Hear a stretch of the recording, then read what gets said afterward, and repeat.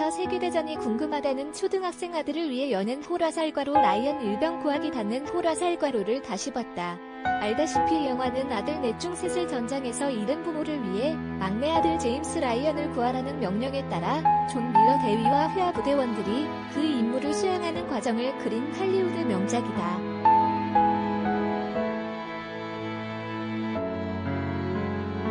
왜 굳이 라이언 일병을 구해야 하는가?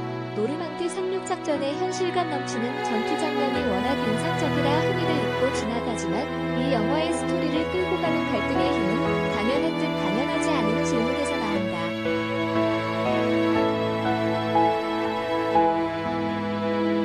수많은 병사들이 목숨을 잃고 있는데 왜 굳이 라이언을 구해야 하는가? 그 부모의 슬픔을 조금이라도 덜어주기 위해. 하지만 부대원들은 끊임없이 의문을 표한다.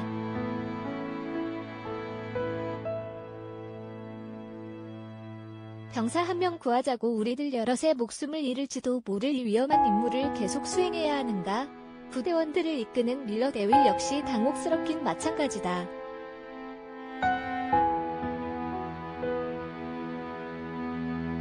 전투에서 부하들이 죽어나갈 때마다 그들의 죽음 하나하나가 10명, 100명의 목숨을 살리는 일이라고 합리화해왔지만 이번엔 한 명의 목숨을 살리는 일이다.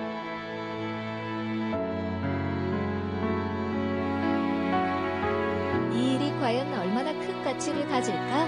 라이언을 구하러 가는 길에 그들은 적군의 기관총 포대를 발견한다. 주어진 임무와 상관없지만 아군에게 큰 피해를 줄 것이 분명하기에 그냥 지나칠 수도 없다.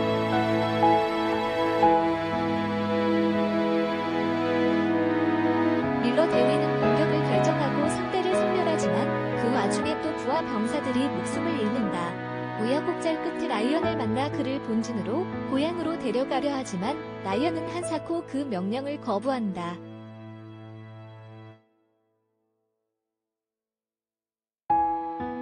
많은 동료들의 희생 속에 전략적 요충지를 지켜왔는데 혼자만 살겠다고 전장을 떠날 수는 없다며 고집을 부리는 것이다.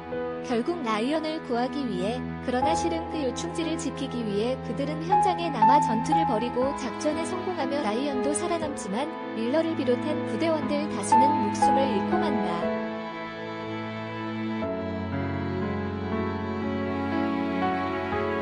김진숙 민주노총 지도위원이 복직 투쟁을 하고 있다. 어용노조를 비판했다는 이유로 군사정권의 모진 고군을 받으며 직장에서 쫓겨났던 노동운동의 상징적 인물이 자신의 원래 직장으로 돌아가기 위해 싸우고 있다.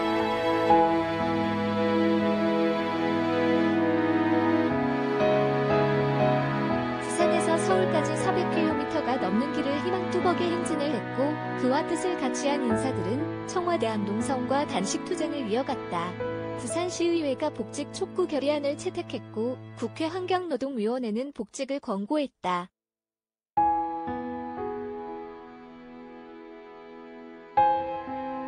김진숙 본인도 국가인권위원장, 여당 대표, 총리, 국회의장과 면담을 갖고 복직의 정당성을 말했다.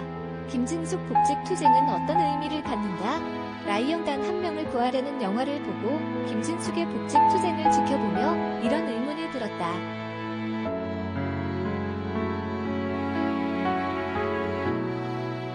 이 싸움은 무엇을 위한 것인가?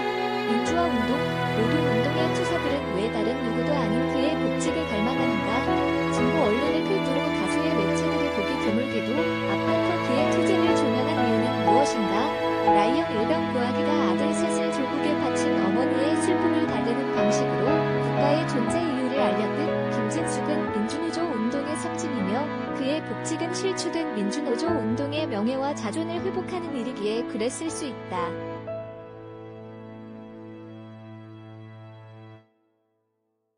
무자비한 자본의 논리, 악덕 업주의 야비한 회고 행태로 직장을 잃은 사람들에게 희망을 안겨주기 위해 그랬을 수도 있다. 촛불로 들어선 이 정부의 위선과 반노동자성을 사람들에게 알리는 효과도 적지 않은 것으로 보인다.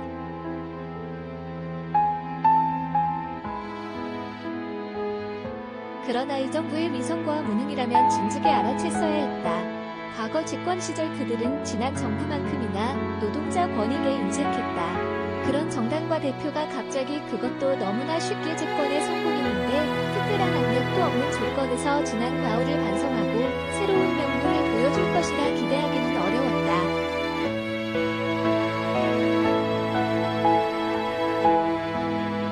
어느 날 느닷없이 인천공항에 나타나 비정규직의 정규직화를 선언했을 때도 이에 당사자들과는 별다른 상의도 없이 최저임금을 대폭 인상한다고 했을 때도 마찬가지다.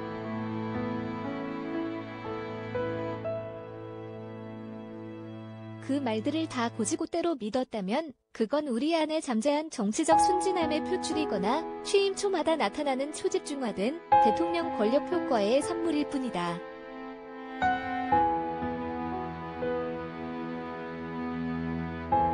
김진숙 구하기가 김진숙만을 위한 것이라 아니라 잦아든 노동운동의 희망을 불어넣는 일이라 말하기도 한다.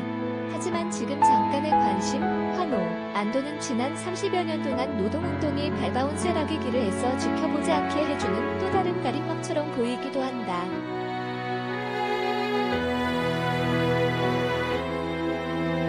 이번 투쟁 또한 과거 노동운동의 여러 투쟁들처럼 거창한 목표와 과격한 행동 속에 소수는 선도하고 다수는 소외되는, 그래서 실패를 예정해놓은 싸움일 수 있다.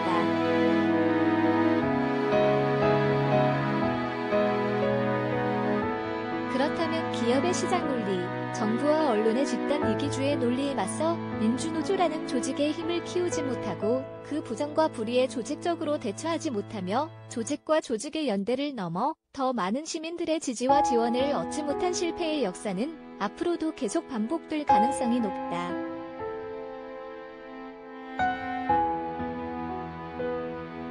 김진숙은 복직할지도 모른다. 하지만 김진숙만큼 노동운동의 세례를 받지 못한 많은 해고 노동자들이 김진숙과 같은 투쟁을 통해 직장으로 돌아가기는 어렵다.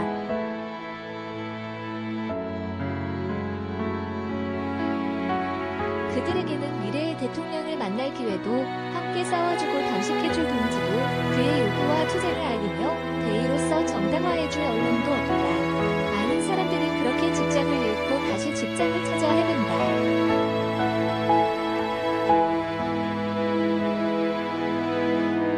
소수파에게는 연대와 연합의 정치가 필요하다. 지금 노동자들은 소수파이다. 노조 조직률을 봐도 그렇고 정당 의석 분포를 봐도 그렇고 사회적 인식을 살펴보면 더더욱 그렇다.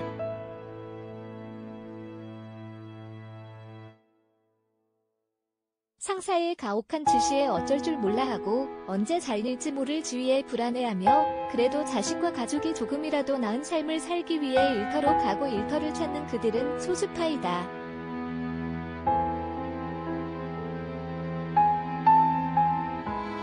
민주주의에서 소수파가 이길 수 있는 방법은 연대 내지 연합의 정치를 통해 다수의 지지를 얻는 길밖에 없다. 소수파에게 급진적 투쟁성이나 이념적 상명성은 패배를 자초하는 막다른 골목일 뿐이다.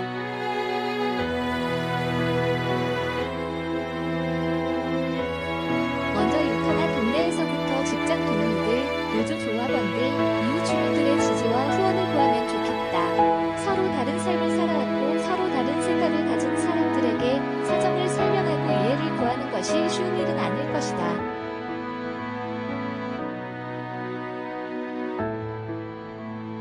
때로는 동네 육아 모임, 회식 자리, 동호회 모임, 학교나 직장 체육대회가 서로에 대한 믿음을 키우는데 적지 않은 도움을 줄 것이다. 서명도 받고 시위도 벌이고 큰 집회도 참가하고 지역구 의원을 찾아가 민원을 넣는 일도 필요할 것이다.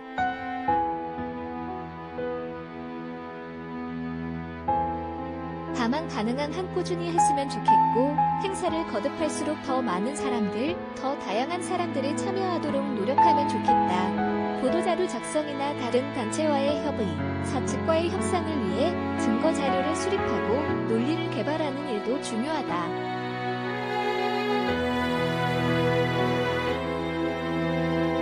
자신의 도덕적 정당성만 내세우거나 판에 박힌 산악구도를 반복해서 말하는 것은 사람들의 관심이나 호의가 아닌 반감과 거부감만 불러일으킬 뿐이다.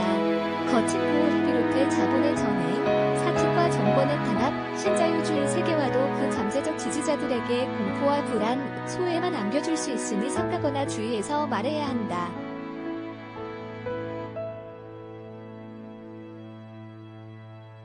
권력의 구심인 청와대와 광화문, 국회 앞으로 가야 할 일도 있을 것이다. 하지만 그때도 자신이 속한 공동체로부터 단단한 지지와 후원을 얻지 못한다면 모래성 같은 공허함만 남을 가능성이 매우 높다.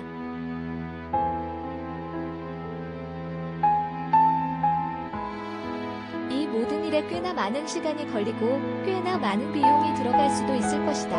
하지만 이를 대신해 소송을 준비하고 법원의 판결을 기다리고 그 판결의 집행을 기다리는 데는 훨씬 더 많은 시간과 비용이 소요된다.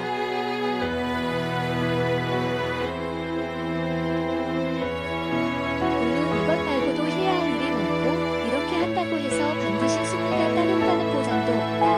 그러나 정권마다 반복했던 촛불 시위의 쨍한한 허망함을 돌아본다면 이제는 과거와 다른 길, 다른 방법을 찾는 편이 좋겠다.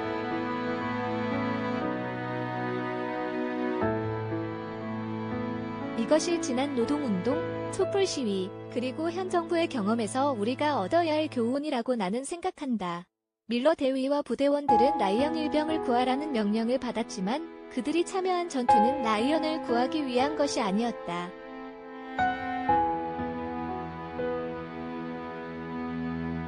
그들은 더 많은 동료 병사들의 목숨을 지키기 위해 이 전투, 이 전쟁에서 승리해 더 많은 시민들의 생명을 구하기 위해 싸우다 목숨을 잃었다. 김진숙과 그의 동료들도 이런 싸움을 위해 나섰겠지만 그들이 선택한 말과 행동이 그들이 원하는 싸움을 이끄는 것 같지는 않다.